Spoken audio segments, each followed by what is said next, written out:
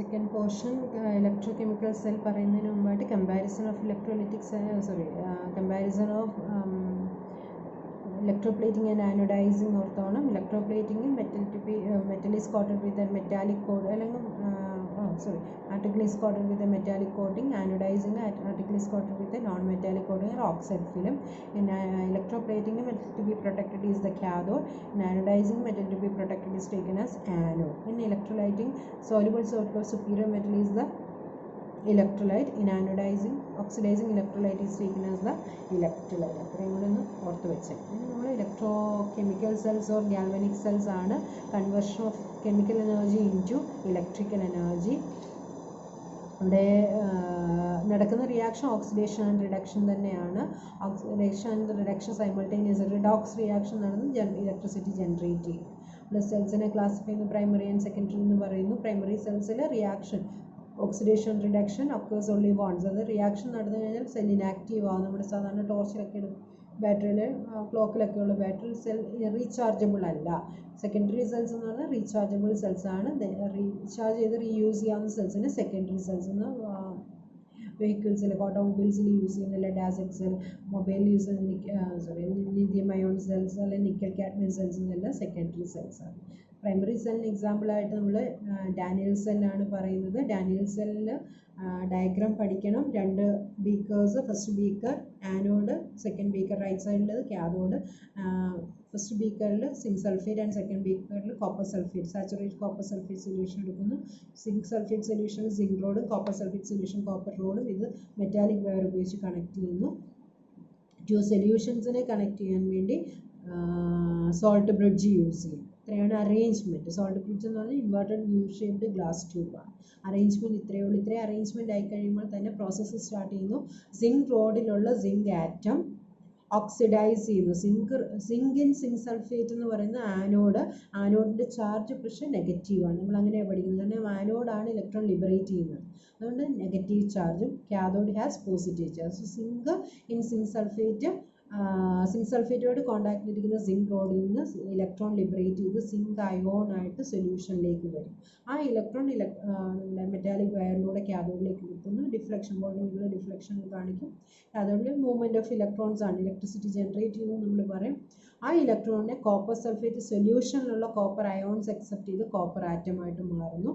അത് കോപ്പർ ഇലക്ട്രോണിൽ ഡെപ്പോസിറ്റ് ചെയ്യും. പ്രോസസ്സ് കഴിയും തോറും നമുക്ക് കാണാൻ പറ്റും സിങ്ക് റോഡ് തിക്നെസ് കുറഞ്ഞു വരും, കോപ്പർ റോഡിൻ്റെ തിക്നെസ് കൂടി വരും. അതേപോലെ തന്നെ ഒരു വിസിബിൾ ചേഞ്ചാണ്. Copper sulphate is blue in colour. പക്ഷേ പ്രോസസ്സ് കഴിയുന്നതോറും അതിൻ്റെ കളർ കുറഞ്ഞു വരുന്നതിന് കാരണം സോൾട്ട് ബ്രിഡ്ജ് അവിടെ ഇല്ലായിരുന്നു എങ്കിൽ സിങ്കിൽ നിന്നും ഇലക്ട്രോൺ മാറുന്നതനുസരിച്ച് സിങ്ക് അയോൺസ് സൊല്യൂഷനിൽ കൂടുതൽ വരും. ആ സൊല്യൂഷനിൽ പോസിറ്റീവ് ചാർജ് കൂടി വരുന്നു. അതേസമയം റൈറ്റ് സൈഡിൽ കോപ്പർ സൾഫേറ്റിലെ കോപ്പർ അയോൺ എല്ലാം കുറയുന്നു. സൾഫേറ്റ് അയോൺ നെഗറ്റീവ് ചാർജ് കൂടി വരുന്നു. ന്യൂട്രാലിറ്റി പോകും. ഈ ന്യൂട്രാലിറ്റി മെയിൻറ്റെയിൻ ചെയ്യുക എങ്ങനെയെന്ന് ചോദിച്ചാൽ അയോൺസിനെ കണ്ടക്ട് ചെയ്യും. സിങ്ക് അയോൺസ് കണ്ടക്ട് ചെയ്യപ്പെടുന്നു. ആ സിങ്ക് സൾഫേറ്റിൻ്റെ കളർ വരുമ്പോഴാണ് കോപ്പർ സൾഫേറ്റ് അല്ലെ സിങ്ക് സൾഫേറ്റിൻ്റെ ഫോർമേഷൻ കൊണ്ടാണ് കോപ്പർ സൾഫേറ്റിൻ്റെ കളർ കുറഞ്ഞു വരുന്നത്. അതേപോലെ തന്നെ അയോൺസിൻ്റെ ഇൻ്റർമിക്സിങ് ഒഴിവാക്കുക, അയോൺസിനെ കണ്ടക്ട് ചെയ്യുക, ഇലക്ട്രിക്കൽ ന്യൂട്രാലിറ്റി മെയിൻറ്റെയിൻ ചെയ്യുക. ഇത് 3 ഫങ്ഷൻസ് ആണ് salt bridge. Salt bridge compulsory ഉണ്ടെങ്കിൽ മാത്രമേ റിയാക്ഷൻ നടക്കൂ. നമ്മൾ പറയും മൂവ്മെൻറ്റ് ഓഫ് ഇലക്ട്രോൺസ് കണ്ടു, അയോൺസ് പ്രോസസ്സ് കെമിക്കൽ എനർജി ഉപയോഗിച്ച് ഇലക്ട്രിസിറ്റി ജനറേറ്റ് ചെയ്യും. അതിൻ്റെ റിയാക്ഷൻ പറഞ്ഞ് സിങ്ക് അയോണായിട്ട് മാറുന്നു. ഓക്സിഡേഷൻ എവിടെ ആനോഡിൽ zinc 2 electron zinc gives Zn2 plus 2 electron. കാഥോഡിൽ കോപ്പർ അയോൺ ഇലക്ട്രോൺ അക്സെപ്റ്റ് ചെയ്യുന്നു. Cu2 plus 2 electron gives Cu. Overall reaction എന്തേ ഉള്ളൂ? സിങ്ക് ആറ്റം, സിങ്ക് ആണ് ആദ്യം റിയാക്ട് ചെയ്തത്. സിങ്ക് ആറ്റം ആരുമായിട്ട് റിയാക്ട് ചെയ്തു? ഇപ്പുറത്തെ സൈഡിലുള്ള കോപ്പർ അയോണുമായിട്ട് റിയാക്ട് ചെയ്യുന്നു. Zn plus Cu2 plus gives Zn2 plus zinc ion ആയിട്ട് മാറി പ്ലസ് കോപ്പർ ആറ്റം ഡെപ്പോസിറ്റ് ചെയ്തു. അതാണ് overall reaction. And cell notation എന്ന് പറഞ്ഞാൽ ആനോഡ് ടു കാഥോഡ് ആയിരിക്കണം. ആനോഡ് ഈസ് സിങ്ക് ആരുമായിട്ട് കോണ്ടാക്ട്? Zinc sulphate. എന്നിട്ട് നമ്മൾ സോൾട്ട് ബ്രിഡ്ജിൻ്റെ റൈറ്റ് സൈഡിൽ സൊല്യൂഷൻ, ലെഫ്റ്റും റൈറ്റും സൊല്യൂഷൻ ഓർത്താൽ മതി. റൈറ്റ് സൈഡിൽ കോപ്പർ സൾഫേറ്റിൽ ആരുണ്ട്? കോപ്പർ, ഒരു സ്ലാഷ് ഇട്ടിട്ട് കോപ്പർ. ആനോഡ് ടു കാഥോഡ് എഴുതുക. Zn2 is zinc sulfate, salt bridge, copper sulfate containing copper. ഇങ്ങനെയാണ് നമ്മൾ സെൽ നൊട്ടേഷൻ എഴുതുന്നത്. EMF calculation അറിയാലോ. EMF is equal to E0, അതായത് standard reduction potential of cathode minus standard reduction potential of anode. E0 cathode minus E0 anode. എപ്പോഴും EMF value positive ആയിരിക്കും. അതുകൂടി ഇതിൻ്റെ കൂട്ടത്തിൽ ചേർത്ത് പറഞ്ഞേ ഉള്ളൂ. പിന്നെ ഉള്ളത് ഫ്യൂവൽ സെല്ലാണ്. ഫ്യൂവൽ സെൽസ് എന്ന് പറഞ്ഞാൽ എന്താ കമ്പഷൻ ഓഫ് ഫ്യൂവൽസ്. നമ്മുടെ വിറക് കത്തിക്കുന്നതല്ല, ഫ്യൂവൽസ് ആയിട്ട് നമ്മൾ ഇവിടെ യൂസ് ചെയ്യുന്ന കെമിക്കൽസ് തന്നെയാണ്. കംപ്ലീറ്റ് ആയിട്ട് അതായത് 75% എനർജി കൺവേർഷൻ തരുന്നതാണ് ഫ്യൂവൽ സെൽസ് എന്ന് പറയുന്നത്. ഫ്യൂവലായിട്ട് use hydrogen, oxygen, methanol, oxygen ഇങ്ങനെയുള്ള ഫ്യൂവൽ സെൽസ് അവൈലബിൾ ആണ്. നമുക്ക് പഠിക്കാനുള്ള ഹൈഡ്രജൻ ഓക്സിജൻ ഫ്യൂവൽ സെല്ല് മാത്രമേ ഉള്ളൂ. Hydrogen oxygen fuel cell hydrogen is acts as anode and oxygen കാഥോഡായിട്ട് ആക്ട് ചെയ്യുന്നു. ഇവിടെ അറേഞ്ച്മെൻറ്റ് 3 കമ്പാർട്ട്മെൻറ്റ് ഓർക്കുന്നുണ്ടല്ലോ. ഫസ്റ്റ് നമ്മൾ എന്താ ഇലക്ട്രോഡായിട്ട് യൂസ് ചെയ്യുന്ന സിൽവർ ഇംപ്രഗ്നേറ്റഡ്, സിൽവറൊക്കെ അടങ്ങിയിട്ടുള്ള പോറസ് ആയിട്ടുള്ള ഗ്രാഫൈറ്റ് റോഡ് 2 എടുക്കുക. ഒരു പോറസ് ഗ്രാഫൈറ്റിലൂടെ ഹൈഡ്രജൻ കടത്തിവിടുക, അടുത്തതിലൂടെ ഓക്സിജൻ കടത്തിവിടുക. ഹൈഡ്രജൻ കടത്തിവിടുന്ന അല്ലെങ്കിൽ ആ ഗ്രാഫൈറ്റ് റോഡിൽ ഓക്സിഡേഷൻ നടന്നു. Hydrogen in presence of OH minus. OH minus എവിടുന്ന നമ്മൾ യൂസ് ചെയ്യുന്ന ഇലക്ട്രോലൈറ്റ് എന്ന് പറയുന്നത് concentrated aqueous concentrated potassium hydroxide ആണ്. ആ OH മൈനസിൻ്റെ പ്രസൻസിൽ ഹൈഡ്രജൻ വാട്ടറായിട്ട് ഓക്സിഡൈസ് ചെയ്യും. 2 ഇലക്ട്രോൺ ലിബറേറ്റ് ചെയ്ത് H2 plus 2OH minus gives water plus 2 electron. ആ 2 ഇലക്ട്രോൺ കാഥോഡിലെ ഓക്സിജനെ റെഡ്യൂസ് ചെയ്ത് OH മൈനസ് ആയിട്ട് മാറുന്നു. ടോട്ടൽ റിയാക്ഷൻ എന്ന് പറഞ്ഞാൽ ഇത്രയേ ഉള്ളൂ. Hydrogen and oxygen combined form water. H2 plus half O2 gives water. ആ ഒരു ഇക്വേഷനെങ്കിലും എഴുതിയിടുക. ബാക്കിയൊന്നും എഴുതിയില്ലെങ്കിൽ നമ്മുടെ പണ്ട് തൊട്ടേ പഠിക്കുന്ന H2 ഹൈഡ്രജൻ ഓക്സിജൻ ചേർന്ന് വെള്ളം കിട്ടുന്നുള്ള ഇക്വേഷനെങ്കിലും എഴുതിയിടുക. ഇതിൻ്റെ അഡ്വാൻറ്റേജ് എന്താണ്? ലൈറ്റ് വെയിറ്റ് ആണ്, സീറോ പൊല്യൂഷൻ ആണ്, കണ്ടിന്യൂസ് എനർജി. നമ്മളിത് ഹൈഡ്രജൻ ഓക്സിജൻ കൊടുത്തുകൊണ്ടിരിക്കുന്നിടത്തോളം സെല്ല് കണ്ടിന്യൂസ് ആയിട്ട് വർക്ക് ചെയ്യും, മാക്സിമം എഫിഷ്യൻസിയാണ്. ഇത്രയും കാര്യങ്ങളാണ് ഹൈഡ്രജൻ ഫ്യൂവൽ സെൽസിൽ ഇലക്ട്രോകെമിക്കൽ സെൽസിലുള്ളത്. പിന്നെ ഒന്നുകൂടെ പറയാനുള്ളത്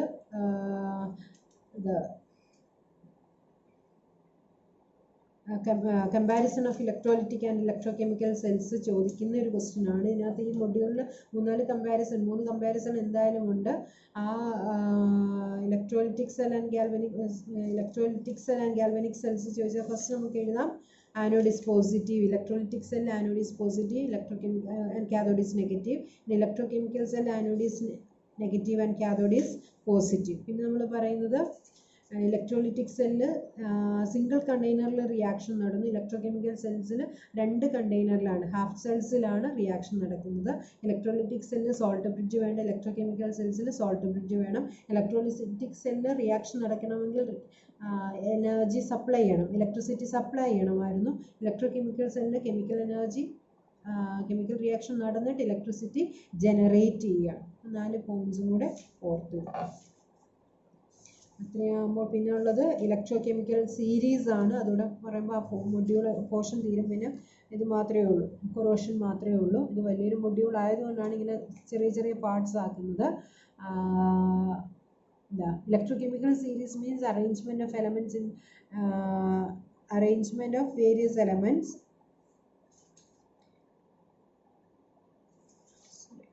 Electrochemical series, various elements in the increasing order of their standard reduction potential, standard reduction potential or decreasing order of their reactivity. Standard reduction potential value കൂടി വരുന്ന ഓർഡറിൽ, അല്ലെങ്കിൽ റിയാക്ടിവിറ്റി കുറഞ്ഞു വരുന്നത്. അതുകൊണ്ട് ആക്ടിവിറ്റി സീരീസ് എന്ന് പറയുന്നത് കുറഞ്ഞു വരുന്ന ഓർഡറിൽ എലമെൻസിനെ അറേഞ്ച് ചെയ്തിരിക്കുന്ന ആ അറേഞ്ച്മെൻറ്റിനെയാണ് ഇലക്ട്രോകെമിക്കൽ സീരീസ് എന്ന് പറയുന്നത്. ആ സീരീസിൻ്റെ ഏറ്റവും വലിയ അഡ്വാൻറ്റേജ് ഈ ഒരു സീരീസ് അറിയാമെങ്കിൽ നമുക്ക് ആനോഡും കാഥോഡും അറിയാൻ പറ്റും. കാരണം എപ്പോഴും ആനോഡിൻ്റെ പൊസിഷൻ മുകളിലും കാഥോഡിൻ്റെ പൊസിഷൻ താഴെയായിരിക്കും. പിന്നെ റിയാക്ടിവിറ്റി അറിയാൻ പറ്റും, താഴോട്ട് വരുന്നതോടെ റിയാക്ടിവിറ്റി കുറഞ്ഞു വരുന്നു. Oxidising and reducing agents. Oxidising agent എന്ന് പറഞ്ഞാൽ റിഡക്ഷൻ ടെൻഡൻസി ഉള്ളത്, അതെപ്പോഴും മുകളിലുള്ള എലമെൻറ്റ്സ് ആയിരിക്കും. താഴേക്ക് വരുന്നതോറും ഓക്സിഡൈസിങ് ഏജൻറ്റ്സ് റെഡ്യൂസിങ് ഏജൻറ്റ്സ് ആണ്. ഓക്സിഡേഷനുള്ള ടെൻഡൻസിയാണ് കൂടുതലുള്ളത്. ഓക്സിഡൈസിങ് ടെൻഡൻസി കൂടുതൽ മുകളിൽ വരുന്നത്, അതിനെ റെഡ്യൂസിങ് ഏജൻറ്റ്സ് എന്നും. താഴെ വരുന്നതാണ് സ്ട്രോങ് റെഡ്യൂസ് ചെയ്യാനുള്ള ടെൻഡൻസിയാണ് താഴെ വരുന്നത്, സ്ട്രോങ് ഓക്സിഡൈസിങ് ഏജൻറ്റ്സ് എന്ന് വിളിക്കുന്നത്. അത് കമ്പയർ ചെയ്യാൻ പറ്റും. പിന്നെ ഏറ്റവും വലിയതെന്ന് പറഞ്ഞാൽ ഡിസ്പ്ലേസ്മെൻറ്റ് റിയാക്ഷൻ. നമ്മൾ പറഞ്ഞു സിങ്കും കോപ്പർ അയോണും കൂടെ റിയാക്ട് ചെയ്ത് സിങ്ക് അയോണും കോപ്പറും കിട്ടി. ഒരിക്കലും തിരിച്ച് റിയാക്ട് ചെയ്യത്തില്ല. കാരണം സിങ്കിന് ഹയർ പൊസിഷനുള്ള എലമെൻറ്റിന് മാത്രമേ ലോവർ പൊസിഷനുള്ള എലമെൻറ്റിനെ അതിൻ്റെ സോൾട്ടിൽ നിന്ന് റിമൂവ് ചെയ്യാൻ പറ്റുള്ളൂ. സിങ്ക് കോപ്പർ സൾഫേറ്റുമായിട്ട് റിയാക്ട് ചെയ്താൽ കോപ്പർ സൾഫേറ്റിലെ കോപ്പറിനെ മാറ്റി സിങ്കിന് വരാൻ പറ്റും, തിരിച്ച് പറ്റത്തില്ല. അങ്ങനെ കമ്പയർ അപ്പം അതൊരു റിയാക്ഷൻ എഴുതണമെങ്കിൽ നമുക്ക് എന്തറിയണം സീരീസ് അറിയണം. പിന്നെ ആസിഡുമായിട്ട് റിയാക്ട് ചെയ്ത് ഏതൊക്കെ മോളിക്യൂൾസിന് അല്ലെങ്കിൽ ഏതൊക്കെ ആറ്റത്തിന് ഹൈഡ്രജനെ ലിബറേറ്റ് ചെയ്യാൻ പറ്റുമെന്ന് ചോദിച്ചാൽ ഹൈഡ്രജൻ്റെ പൊസിഷൻ 0 മിഡിൽ പോർഷൻ വരും. ഹൈഡ്രജന് മുകളിലുള്ള എലമെൻസിനെല്ലാം ആസിഡുമായിട്ട് റിയാക്ട് ചെയ്ത് ആസിഡിൽ നിന്ന് ഹൈഡ്രജനെ ലിബറേറ്റ് ചെയ്യാൻ പറ്റും. അതാണ് സീരീസിൻ്റെ ഇമ്പോർട്ടൻസ്. ആ ഡിസ്പ്ലേസ്മെൻറ്റ് റിയാക്ഷനൊക്കെ അതിനെ റിലേറ്റ് ചെയ്ത് നമ്മൾ കുറേ പ്രോബ്ലം ഒക്കെ ചെയ്തിട്ടുണ്ട്. എന്താ കോപ്പർ സൾഫേറ്റും സിൽവറും ഒക്കെ ആയിട്ട് റിയാക്ട് ചെയ്യുമോ ഇല്ലയോ എന്നൊക്കെ ചോദിച്ചിട്ടുണ്ട്. എപ്പോഴും മുകളിലുള്ള എലമെൻറ്റിൽ ലോവർ എലമെൻസിനെ അതിന് സോൾവിൽ നിന്ന് ലിബറേറ്റ് ചെയ്യാം. അയൺ കോപ്പർ സൾഫേറ്റിൽ എടുത്തിട്ടാൽ എന്ത് സംഭവിക്കും? അയൺ കോപ്പർ സൾഫേറ്റിൽ എടുത്തിട്ടാൽ കോപ്പറിനെ മാറ്റി അയൺ വരും. അപ്പോൾ കോപ്പർ സൾഫേറ്റ് എന്തായിട്ട് മാറും? അയൺ സൾഫേറ്റ് ആയിട്ട് മാറും. അതിൻ്റെ കളർ കുറയുകയൊക്കെ ചെയ്യും. അതാണ് നമ്മൾ പറഞ്ഞിട്ടുള്ള പ്രോബ്ലംസ്. അത്രയാണ് ഇലക്ട്രോകെമിക്കൽ സീരീസ് എന്നുള്ള ഇലക്ട്രോകെമിക്കൽ സീരീസും അത്രയാണ്. ഇലക്ട്രോ കെമിസ്ട്രിയുടെ സെക്കൻഡ് പോർഷൻ അത്രയേ ഉള്ളൂ. ഇനി കൊറോഷനും കൂടെ വരുന്നുള്ളൂ. അത് അടുത്ത പാർട്ടായിട്ട്. ഓക്കെ.